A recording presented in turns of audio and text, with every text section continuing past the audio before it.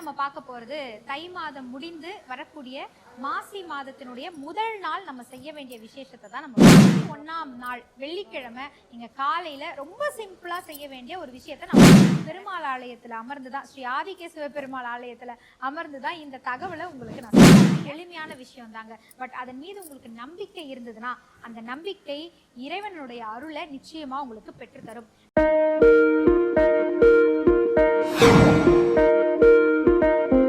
இந்த பதிவை பார்த்துட்டு மறக்காம லைக் அண்ட் ஷேர் பண்ணி சப்ஸ்கிரைப் பண்ணுங்க.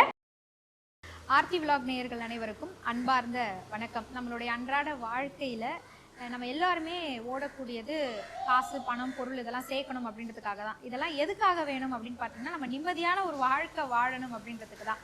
நிம்மதி கொடுக்கக்கூடியது பணம், பொருள் மட்டும்தானா அப்படின்னு கேட்டிங்கன்னா நிச்சயமா கிடையாது. மன நிம்மதி வேணும் அப்படின்னா நமக்கு மனசுக்கு நம்பிக்கையை தரக்கூடிய சில விஷயங்கள் இருக்கு. அதுல மிக முக்கியமானது ஆன்மீகம், பக்தி. இந்த பக்தி மார்க்கத்துல இருக்கக்கூடியவங்க, இறை வழிபாட்டை நம்பக்கூடியவங்க ஒவ்வொரு மாதமும் அந்தந்த மாதங்களுக்குரிய சிறப்பான நாட்கள் எல்லாமே வரும். அந்த நாட்கள்ல செய்ய வேண்டிய விஷயங்களை ரொம்ப எளிமையா உங்களால முடிஞ்ச நேரத்துல ரொம்ப எளிமையா நம்பிக்கையோடு நீங்க இறைவனுக்கு செஞ்சீங்க அப்படின்னா கண்டிப்பா அதன் மூலமா உங்களுக்கு வளமும் கிடைக்கும், மன அமைதியும் கிடைக்கும். அப்படி அந்தந்த மாதங்கள்ல நம்ம செய்ய வேண்டிய சிறப்பான விஷயங்களை மட்டும்தான் நான் உங்களுக்கு எடுத்து சொல்ல போறேன் இந்த பதிவின் மூலமா.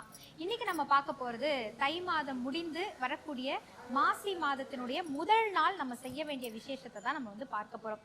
இந்த வருடம் 2026ஆம் வருடம் மாசி மாதம் முதல் நாள் வெள்ளிக்கிழமை வருது. அதுவே ரொம்ப ரொம்ப விசேஷம். 1ஆம் தேதி அப்படின்றது வெள்ளிக்கிழமை வருது அப்படின்றது ரொம்ப மங்களகரமான ஒரு முதல் தொடக்கம் அப்படின்னு நம்ம எடுத்துக்கலாம். அது மட்டும் இல்லாம அன்றைக்கு ஏகாதசியாகவும் இருக்கு அப்படின்றதுனால அந்த நாளுக்கு கூடுதலான ஒரு சிறப்பு இருக்கு. அதனால மாசி 1ஆம் நாள் வெள்ளிக்கிழமை நீங்க காலையில ரொம்ப சிம்பிளா செய்ய வேண்டிய ஒரு விஷயத்தை நான் உங்களுக்கு சொல்லித்தரேன்.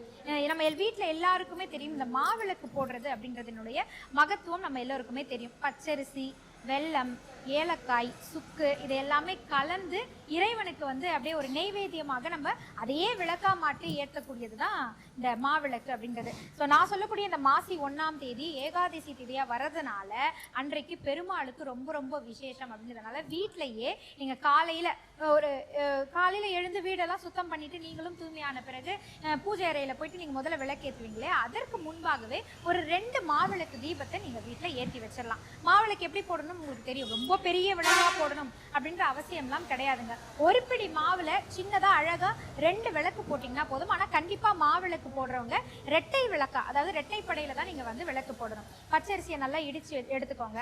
வெள்ளத்தை பாகா உருக்கி எடுத்துக்கோங்க. அந்த பச்சரிசியில நீங்க சுக்கு பவுடரை சேர்த்துக்கலாம். அது கூடவே ஏலக்காவையும் பொடிச்சு சேர்த்துக்கோங்க. சேர்த்துட்டு அந்த பாகு கை பொறுக்கிற சூடுல எடுத்து அந்த பாகை வச்சு அப்படியே அதை கலந்து அப்படியே அதை விளக்கா மாத்திரலாம். சின்ன சின்னதா ஒரு 2 சின்ன உருண்டைகளா பிடிச்சிருங்க. அதன் பிறகு நடுவுல அதுக்கு ஒரு குழி மாதிரி பண்ணிட்டீங்கன்னா அதுல அழகா நெய்யை தாங்குற மாதிரியான குழி மாதிரி நீங்க பண்ணிடுங்க. பண்ணி இதை அழகா வாழை இலை மேல வச்சு நீங்க இந்த 2 விளக்கையும் வச்சிருங்க. வச்சுட்டு முழுக்க நெய்யை நிரப்பிடுங்க. நிரப்பிட்டு அதுல ஒரு பஞ்சு திரி 2 போட்டுட்டு விளக்கேற்றிடுங்க. விளக்கேற்றிட்டு நீங்க ஆஸ் யூஷுவல் எப்படி உங்களுடைய பூஜை அறையில நீங்க வழிபாடு மேற்கொள்வீங்களோ அந்த வழிபாடை நீங்க மேற்கொள்ளலாம். அதற்கு முன்பாக இந்த 2 மாவிளக்கையுமே போட்டுட்டு சாமியை கும்பிட்டுட்டு ரொம்ப மகிழ்வா வேலைக்கு போறவங்க வேலைக்கு போகலாம். அடுத்து வீட்டு வேலைகளை பார்க்குறவங்க வீட்டு வேலையை பார்க்கலாம். மாசி 1ஆம் தேதி ஏகாதசியா வரதுனால நிச்சயமா அன்றைக்கு மாலை நேரத்துல ஏதேனும் ஒரு பெருமாள் ஆலயத்துக்கு போங்க. இப்ப கூட நான் ஒரு பெருமாள் ஆலயத்துல அமர்ந்துதான், ஸ்ரீ ஆதிகேசவ பெருமாள் ஆலயத்துல அமர்ந்துதான் இந்த தகவலை உங்களுக்கு நான் சொல்லிக்கிட்டு இருக்கேன். 1ஆம் தேதி மறக்காம மாசி மாதம் வெள்ளிக்கிழமை வருதுங்க. கண்டிப்பா பெருமாள் ஆலயத்துக்கு போங்க.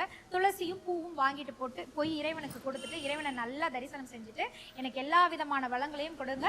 ஆரம்பிக்கக்கூடிய இந்த மாசி மாதம் அனைத்து விதமான மகத்துவத்தையும் வெற்றியையும் எனக்கு கொடுக்கட்டும் அப்படின்னு வேண்டிட்டு மகிழ்வா அங்க அமர்ந்து இறைவனை ஒரு நிமிஷம் தியானம் செஞ்சுட்டு பிரசாதம் கொடுத்தாங்கன்னா அந்த பிரசாதத்தையும் வாங்கி அருந்திட்டு நீங்க வீட்டுக்கு வரலாம்.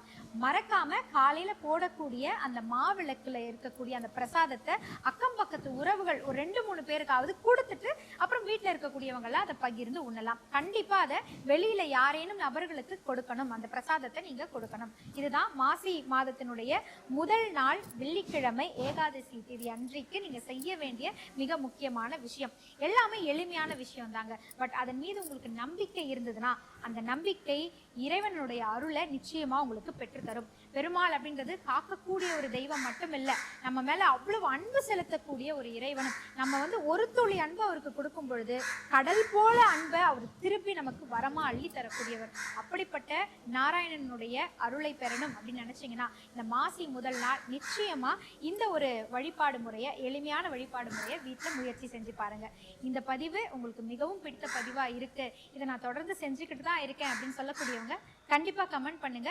மேற்கொண்டு இந்த மாசி 1ஆம் தேதி நீங்க என்னென்னலாம் உங்க வீட்டுல செய்வீங்க, அதை வழக்கமா வச்சிருக்கீங்க, அதையும் எங்களுக்கு கமெண்ட்ல தெரியப்படுத்துங்க. இந்த பதிவு உங்களுக்கு பயனுள்ள பதிவாக இருந்ததுன்னா உங்களுடைய அன்பை லைக் அண்ட் ஷேர் மூலமா தெரியப்படுத்துங்க. மறக்காம சப்ஸ்கிரைப் பண்ணுங்க.